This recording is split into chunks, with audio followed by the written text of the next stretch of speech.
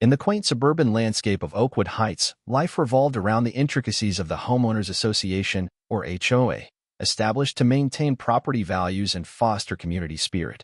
HOAs served as the enforcers of neighborhood standards. They governed everything from landscaping to fencing regulations, ensuring that every home adhered to a certain aesthetic that appealed to prospective buyers and existing residents alike. While the concept was noble in theory, the practical implementation often led to an amusing yet contentious atmosphere. For many residents, this meant walking a fine line between compliance and rebellion. Encounters with so-called HOA Karens became a regular source of gossip and laughter. As these individuals took it upon themselves to enforce rules with an iron fist, the expectation was that everyone would play by the rules, an unspoken agreement that sometimes felt more like a delicate dance than community cohesion. The crux of conflicts often lay in misunderstandings or differing interpretations of the rules. A well-manicured lawn might be seen as beautiful by one neighbor but deemed too tall by another. A custom mailbox could ignite passionate debates on conformity versus individuality. And when homeowners began to feel victimized by those enforcing the regulations, it sparked a sense of camaraderie among those who rallied against perceived injustices. As I settled into my new home with its inviting swimming pool, I was eager to enjoy what I believed was my private oasis. Little did I know that my slice of paradise would soon become embroiled in a whirlwind of HOA politics. To me, the pool symbolized relaxation, a space for family gatherings and leisurely afternoons basking in the sun. But for Karen, my outspoken neighbor who fancied herself as the HOA's unofficial enforcer, my backyard sanctuary represented something entirely different. A community asset. Her claims were ludicrous yet fervent. She argued that since we shared property boundaries and she could see my pool from her yard, it should be classified as community property open for all neighbors to use. The absurdity stunned me. It was one thing for an HOA to establish guidelines regarding shared spaces like parks or playgrounds. It was another entirely for someone to assert access rights over my personal property without justification. That initial confrontation marked the beginning of an escalating rivalry filled with laughter, frustration, and ultimately inspiration. As Karen's ridiculous claims went beyond reason. Her attempts at claiming authority motivated me to consider unconventional methods of defending my privacy and sanity in this quirky neighborhood dynamic. Little did I know then how absurdly memorable our battle would become as I plotted my response. Filling my pool with 10,000 piranhas, Karen was the quintessential HOA member, embodying the very essence of what it meant to be an overzealous neighbor. With an air of self-importance, she prowled the streets of Oakwood Heights like a vigilant hawk, always on the lookout for any sign of deviation from the neighborhood's carefully curated standards. Her neatly coiffed hair and meticulously arranged outfits matched her relentless pursuit of order, making it clear that she took her role as the unofficial enforcer of HOA rules very seriously. A retired schoolteacher, Karen often likened her approach to that of a stern principal, wielding her authority with a mix of condescension and zeal. She possessed an uncanny ability to sniff out potential infractions, whether it was someone's lawn edging that was a tad too wild or a flower bed that dared to showcase colors not approved by her palate. Residents quickly learned to tread carefully around her, for her judgment was swift and often harsh.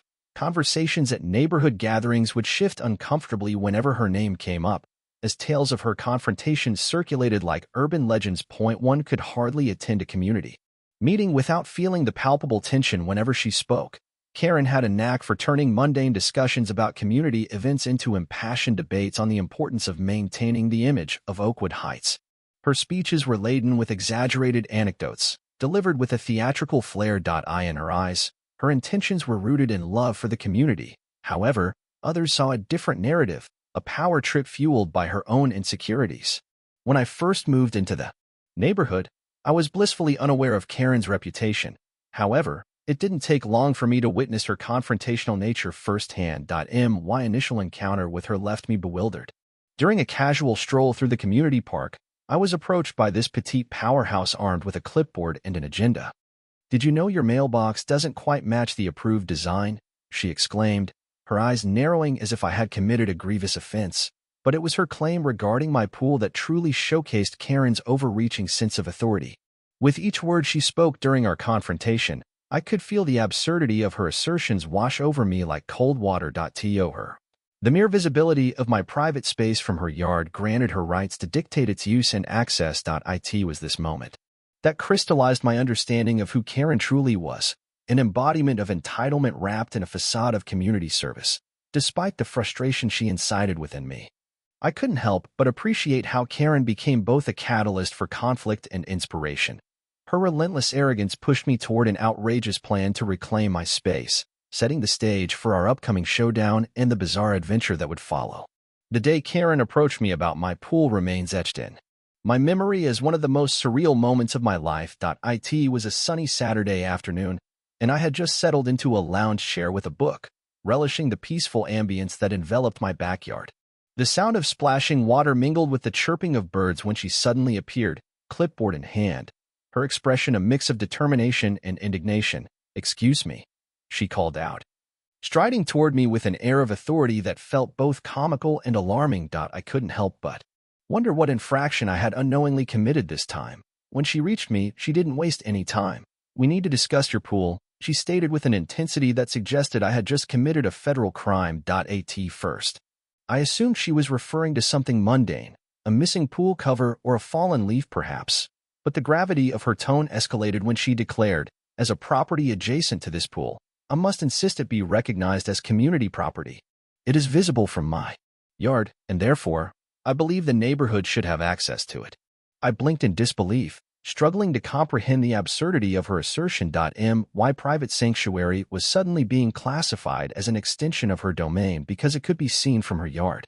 My mouth opened and closed like a fish out of water as I searched for words. I pointed out, with as much restraint as I could muster, that the very idea was ludicrous, and yet there she stood, adamant in her stance. Karen offered up her reasoning as if it were law. The visibility of my pool supposedly conferred rights to dictate its use to anyone in the community. Her relentless conviction in this ridiculous claim made it tempting to laugh, but the confrontation quickly escalated as the tension mounted between us. She insisted that community gatherings should be held at my pool and that neighbors ought to be able to swim there whenever they wished. As if sensing my disbelief, she continued passionately listing reasons why it would be beneficial for everyone. An open pool meant more socialization among residents and more chances to build camaraderie. To her, it was an opportunity for community bonding, a term that felt farcical coming from someone who seemed more interested in control than collaboration. I found myself both fascinated and exasperated by her arguments. The absurdity of discussing my private property as if it were part of a public park fueled my irritation.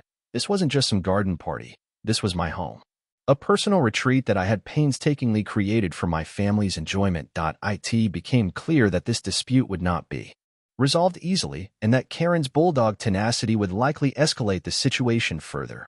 Rather than back down in defeat, I felt a spark ignite within me, a rebellious determination. If she wanted to claim my pool as community property, I would have to find a way to make her rethink that position entirely.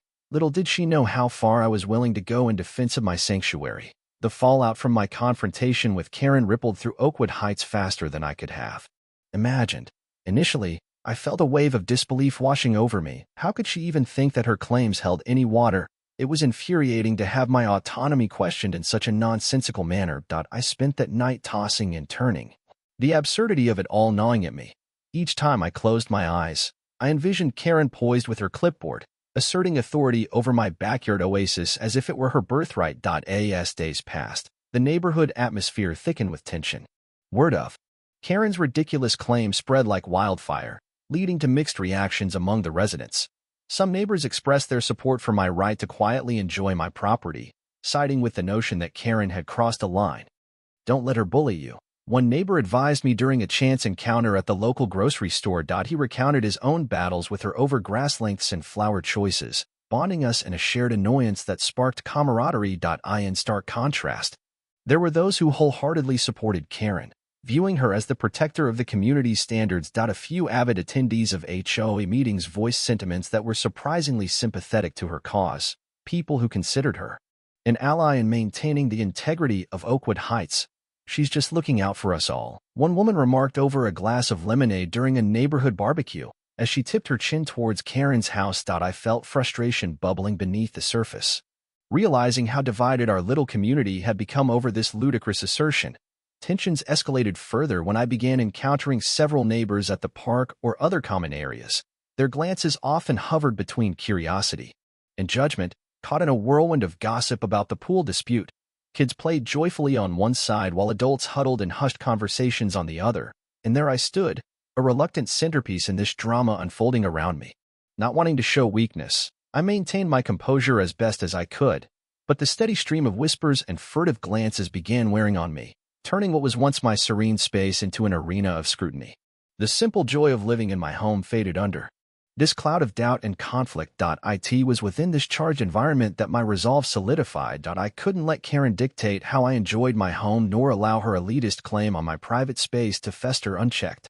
Inspired by both support and criticism from fellow residents, I concocted a plan, a bold and recklessly whimsical response that would force Karen and any sympathizers to reconsider their positions entirely. Suddenly, filling my pool with 10,000 piranhas didn't seem so far-fetched. After all, perhaps it was the very answer to this puzzling challenge laid out by my self-appointed neighborly watchdog. As I pondered my next move, the idea of filling my pool with 10,000 piranhas emerged as both outrageous and oddly appealing. The sheer ridiculousness of it struck me first. What better way to send a message to Karen than to fill my pool with creatures that would certainly deter any uninvited guests? In that moment, clarity washed over me. If she believed she had any claim over my private sanctuary, I would devise a response so bizarre it would leave her speechless. The thought sent ripples of laughter through my mind, but practicality quickly followed. Could this wild idea actually be feasible? I began researching the logistics of acquiring piranhas, armed with a mix of anxiety and excitement. My laptop became a portal into the world of exotic fish culture, filled with articles about care, handling, and legality. It turned out that despite their fearsome reputation, piranhas could be purchased from specialized suppliers, though keeping them alive in large numbers would require careful planning. As I delved deeper into the details, the more intrigued I became by the prospect. Piranhas are often misunderstood. They're not mindless killers, but rather fascinating creatures in their own right. They thrive in warm waters and require specific conditions to flourish, something I'd need to consider if I were truly serious about this plan. Yet each piece of information only fueled my determination further. I imagined Karen's face when she saw my once serene pool transformed into an aquatic jungle filled with darting fish. The absurdity of it all seemed like poetic justice, a living reminder that she had overstepped her bounds in trying to dictate how I managed my personal space.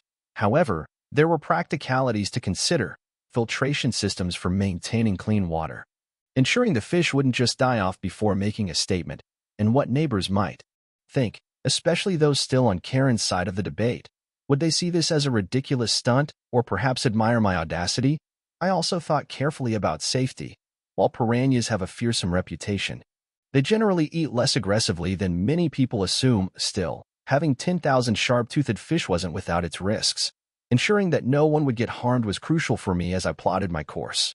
With each passing day and every new nugget of research unearthed, excitement bubbled within me like the water splashing from my pool's edge. This decision was turning from mere revenge into an actual adventure. A chance to assert myself against Karen's ludicrous claims while embracing a whimsical solution that felt so completely outlandish it might just work. Inspired by the potential chaos ahead and the thrill fueling my imagination, I set forth on this unconventional journey toward reclaiming my peaceful home, one piranha at a time, with my plan brewing in my mind.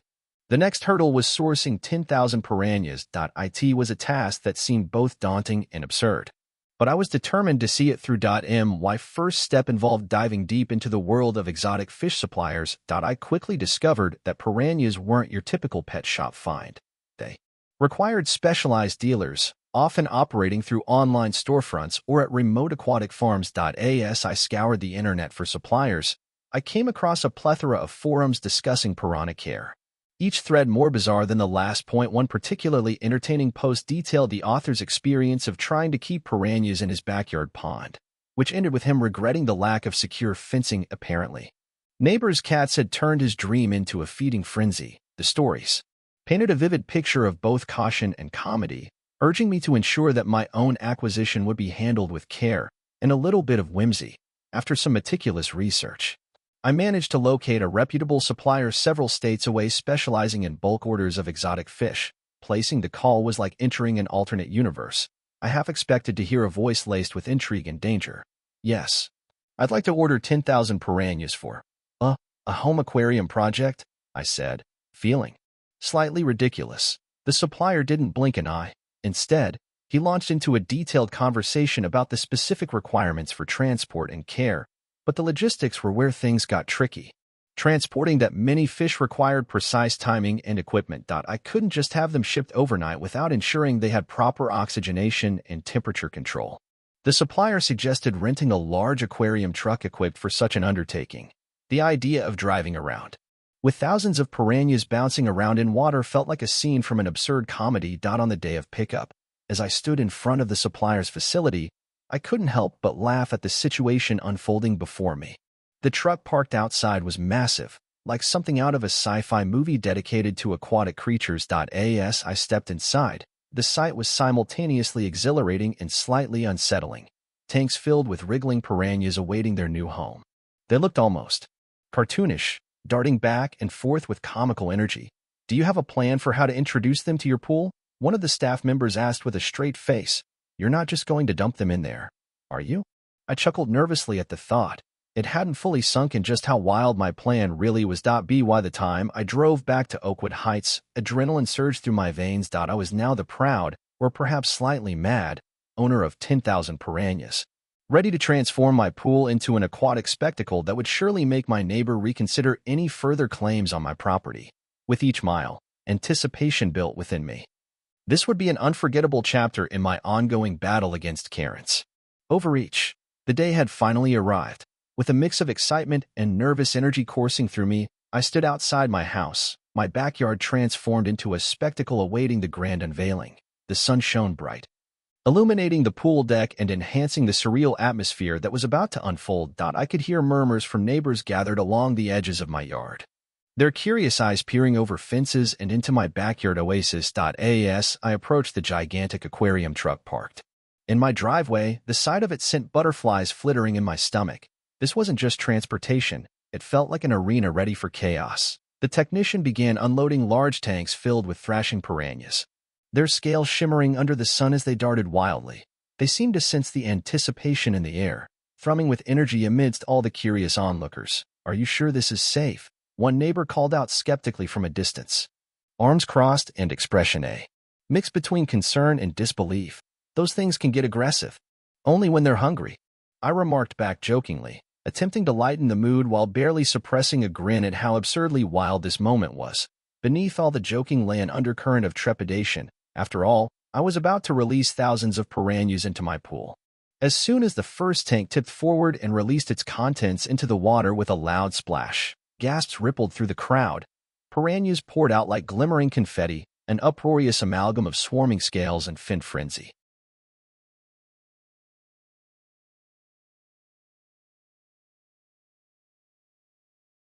Within seconds, pandemonium erupted as splashes turned into chaotic waves, piranhas swirling about like dancers in a frenzied performance. The neighbors collectively leaned in closer.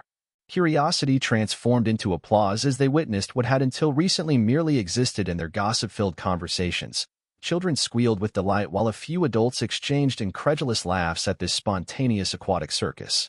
"I can't believe he actually went through with it," one neighbor exclaimed amid chuckles, clutching his sides in laughter. In stark contrast to Karen's previous claims about ownership of my pool space, I felt an overwhelming sense of empowerment wash over me. With every flurry of fins capturing attention, we were shifting from uncertainty to sheer amusement. This display transcended my original intention as revenge.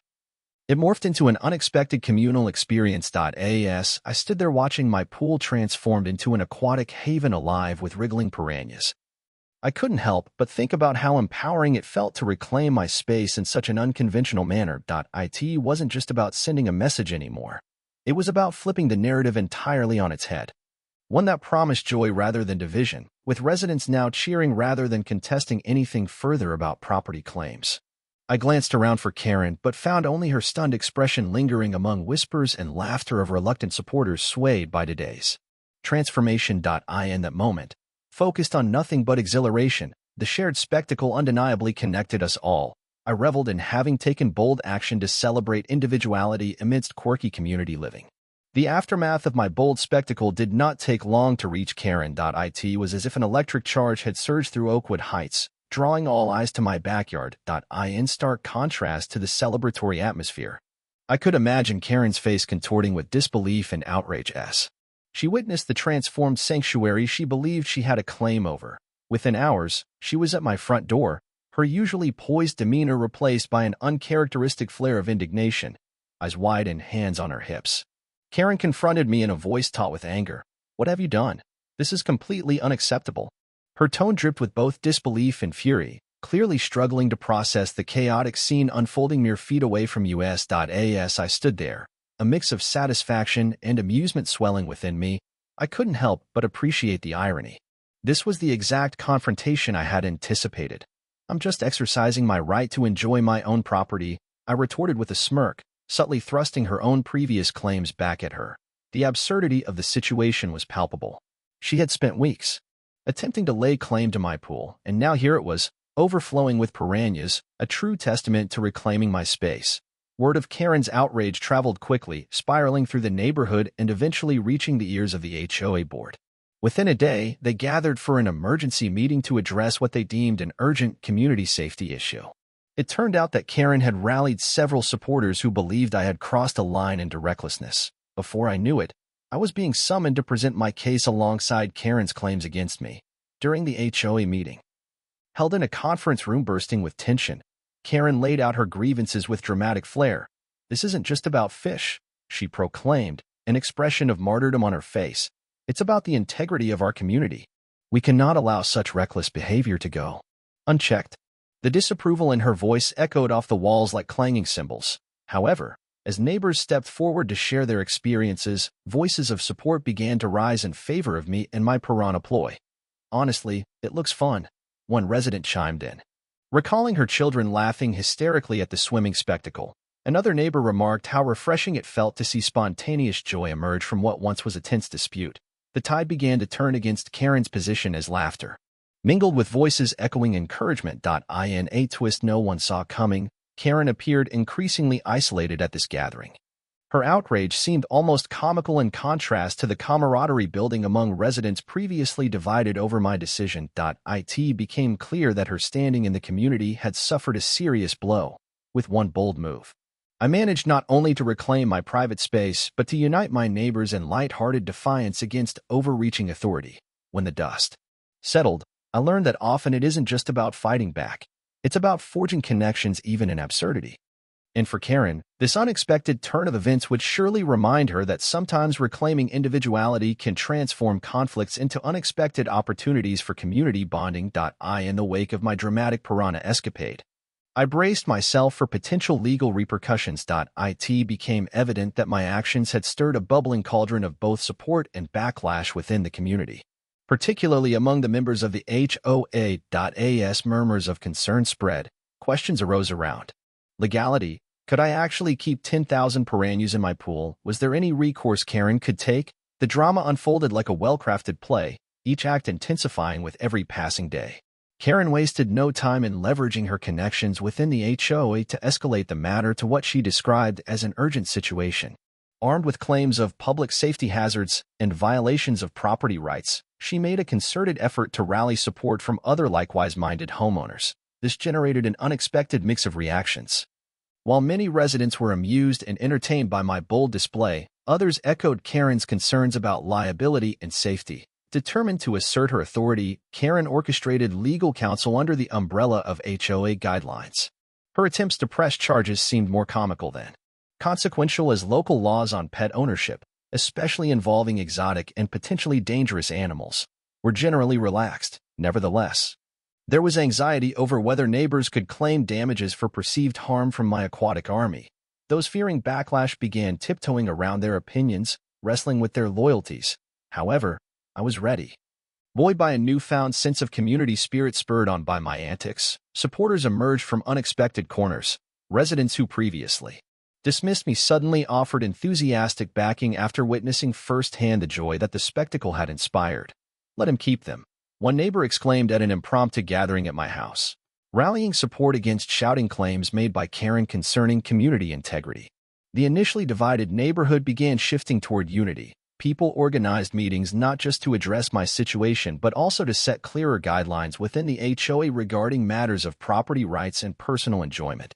The uproar surrounding my Piranhas ignited conversations about transparency in HOA regulations and allowed residents opportunities to voice their opinions on anything perceived as overreaching. By thoughtfully navigating those potentially treacherous waters while staying aware of Karen's theatrical tendencies, I found ways to connect with community members who ultimately advocated bringing laughter back into our interactions rather than bickering over petty grievances. My folly transformed into our joint catalyst for change. As the HOA cautiously drafted new bylaws addressing exotic pets in residential areas, gone were the days where one woman's bite could threaten everyone else's right to joy. I realized how life had taken me from a quiet homeowner to an unlikely community advocate simply through giant finned fish. While confrontations loomed large initially, this journey culminated in a fresh start for Oakwood Heights, evolving toward more balanced dynamics between individual freedoms and neighborly respect. Much to Karen's chagrin and eventual reluctance to further fight battles she could no longer win. Reflecting on my outlandish journey of filling my pool with 10,000 piranhas, I realized that the experience, while absurd, illuminated vital lessons about community and conflict resolution. When I initially chose to act defiantly against Karen's relentless claims, I could not have anticipated the waves of change it would create, not just in my own life but throughout Oakwood Heights as a whole. The startling spectacle turned what was a tense rivalry into an unexpected catalyst for dialogue among neighbors. One fundamental insight gained from this experience is that humor and absurdity can often serve as powerful tools in conflict resolution, rather than escalating into bitterness or prolonged disputes. Introducing an element of fun transformed our tension-riddled neighborhood dynamic into something more lighthearted and collaborative. It allowed residents to step back from their entrenched positions and view the situation from a fresh perspective. In this case, laughter replaced animosity and opened doors for more constructive conversations surrounding property rights and freedoms. The reactions to my Piranha strategy illuminated the community's evolving attitudes toward individuality and collective interests. While Karen's efforts to portray my actions as reckless initially struck a chord with some neighbors, the communal shift in favor of embracing eccentricity felt quite liberating. More residents began sharing stories about how they felt constrained by strict HOA rules or fearful of voicing dissenting opinions. This scenario helped amplify those feelings into a united front seeking change. Moreover, as neighbors bonded over shared laughter and curiosity ignited by the spectacle, deeper relationships formed. Conversation shifted from mere chit-chat over lawn care tips to genuine discussions about aspirations and frustrations within the community structure. This experience underscored the importance of connection. Sometimes it takes a whimsical event, a personal stand against absurdity, to unveil the camaraderie that lies latent among residents. The resulting drafts of new HOA guidelines signify another victory born from this chaos, a commitment to inclusivity while maintaining order rather than dictating conformity. Residents voiced their opinions freely during gatherings that followed, empowering many who traditionally felt marginalized by Karen's zealous adherence to rigid regulations.